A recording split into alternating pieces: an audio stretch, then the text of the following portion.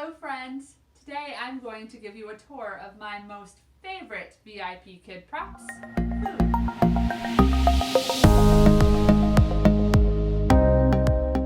This is my loaf of squishy bread. Firstly, it is very fun for me to squish, and sometimes when I have challenging students, I just sit and squish my squishy bread and my squishy fruits under my desk. They never know what's going on, and it makes me feel better. I also use this for my level 2 kids in the food unit. They learn the word bread, and we also sometimes extend to the word toast. This is great for that. Also in level 3, there's a unit where the students learn differences between China and America, and one of them is in America, people eat bread, and in China, people eat rice. So while that feels slightly racist to me, I do use this prop to illustrate that point. And it's also good to extend upon that with my more mature and more advanced level 3 students asking, do you think everyone in America eats bread? Do you like bread? Does everyone in China eat rice?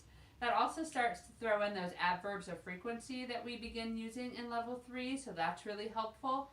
And it's also really helpful to explain and make them think a little more about the fact that not everyone in America eats bread and not everyone in China eats rice.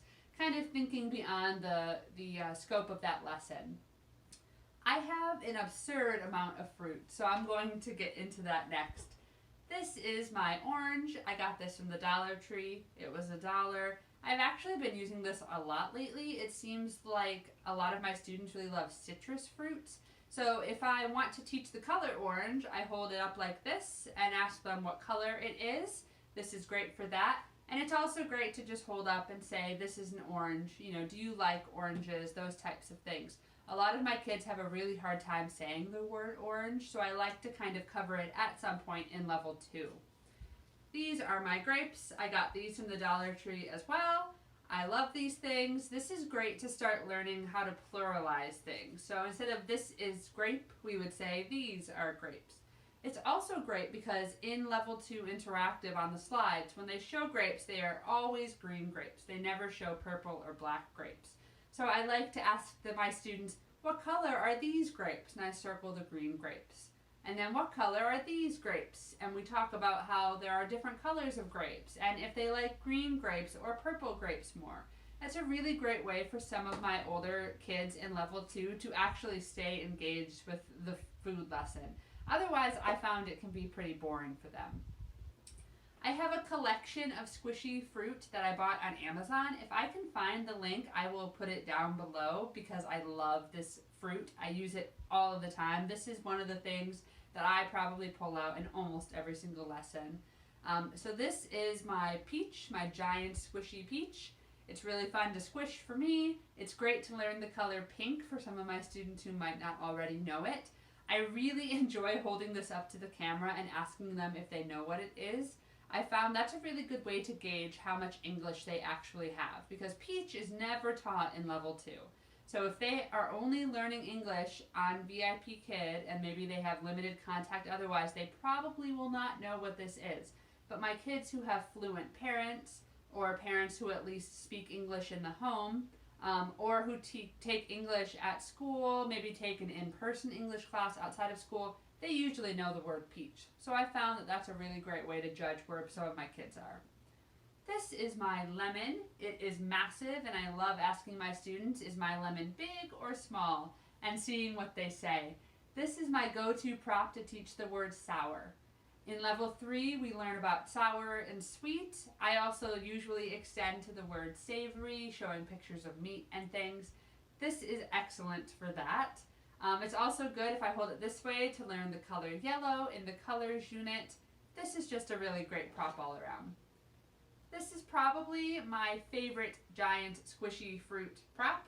I don't know why, I've just found almost all of my kids react really, really well to seeing this. I think because it's so big, it's really fun for them. So this is one I like to put really close to the camera and ask them, is my strawberry big or small? Is it sweet or sour? This is great for level 2 and level 3. And then extending sometimes to my older students, I'll ask, did you have any strawberries for breakfast? Or do you like strawberries to drink? And then we extend to the word smoothie specifically from that one.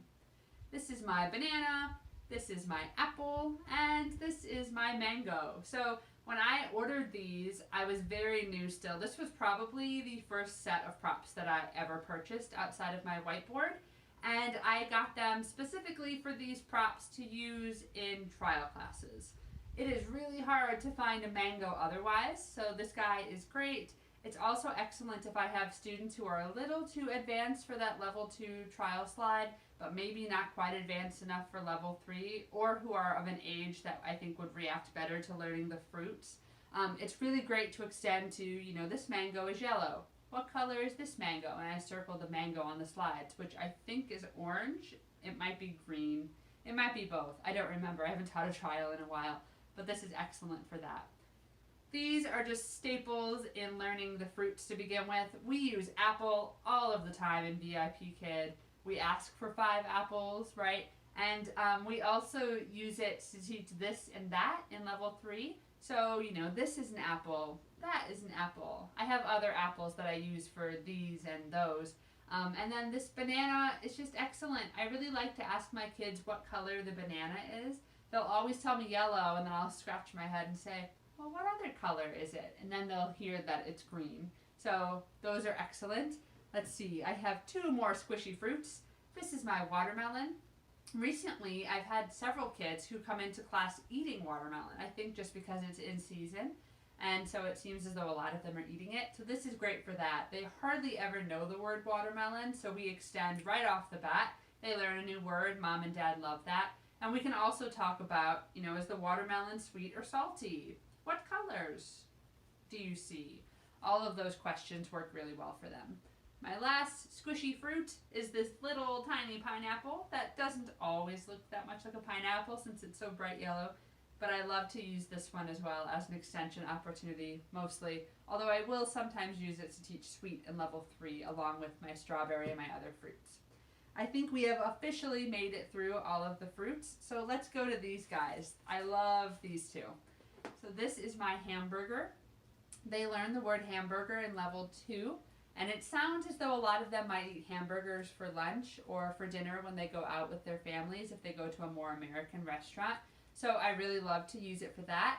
There's a level where we talk about healthy versus unhealthy foods. I'm pretty sure that's in level 5, but I could be wrong on that. But so I use this as my unhealthy prop. It's awesome. It's got this cute little face on it, and I love to ask my lower level students, is the hamburger happy or sad? And they just lose their minds over that. This is actually a dog toy that I picked up from Target. It was on clearance. I want to say it was about $1. It's also really good for the level 3 unit on loud and quiet sounds because I almost always have it out. And I can put this squeaky thing right next to my mic and say, is this a loud sound or a quiet sound? And they love it. Drives my dogs absolutely crazy while I'm teaching though. So I try to keep that one safely hidden in my basket so no dogs get into it. This is my other happy food prop that I picked up from Target. It's actually a keychain. And I use this a lot with my lower level kids because they almost always love pizza. I have a reward where we feed Dino, and one of the foods they can feed Dino is pizza. So in the beginning of class, when we're talking about rewards, I'll say, do you like pizza? And they'll usually tell me yes. And then, is the pizza happy or sad? You know, what kind of pizza do you like? If they're really advanced, we might learn the word pepperoni. Usually we don't, though, unless they're a little older. That's a big word for a level 2 student. Next, I have some felt food. So I have 2 chicken legs. This is great for the level 2 foods unit because this is exactly the picture that they use to teach the word meat. So this is meat. We can extend to learn the word chicken. In upper levels, I think in level 4, we talk about getting the meat chicken from the animal chicken. So this is good for that to kind of just reinforce what exactly chicken is to my kids. KFC is a really popular restaurant in China, so most of them have eaten fried chicken. So it's great for that. I have this carrot. I have several different vegetables. This is probably my most used vegetable though, for sure. And I love this carrot. I think it is excellent to reinforce the word vegetables. We talk about if they like carrots. We talk about what type of animal likes carrots, especially around Easter. This was excellent for that. And it's also very big, so it just shows up really, really well on the camera. and I found that that's really helpful, especially for my younger kids. I have a few more veggies here. I have this guy. I honestly am not 100% sure what it is. It's either a radish or a beet. So maybe in the comments below you can tell me what kind of food that is.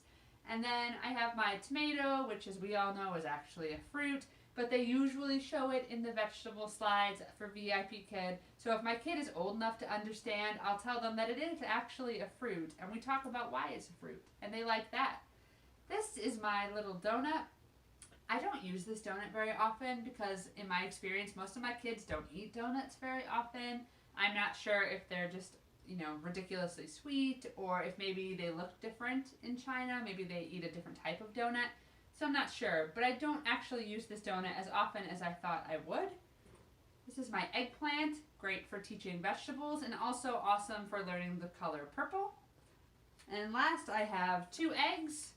These eggs are excellent for learning the word breakfast. It also is great extension. We talk about the colors of the eggs. Are the eggs big or small? When I teach the unit about chicks hatching, I'll sometimes use these eggs. I actually have a really giant egg. It's absurdly huge that has a little chick inside of it, but sometimes that's a little cumbersome to pull out. And I keep it on my bookcase, so if I forget to pull that prop beforehand, I can't get to it during class without walking away. So in that situation, I'll just use one of these guys.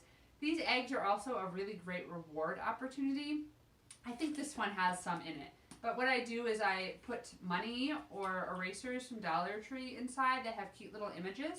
And then I have a giant basket that has a bunch of different eggs in it, and I'll ask them what color egg they want. We pull the egg. If they're old enough to understand, I'll open the egg and show them what's in it.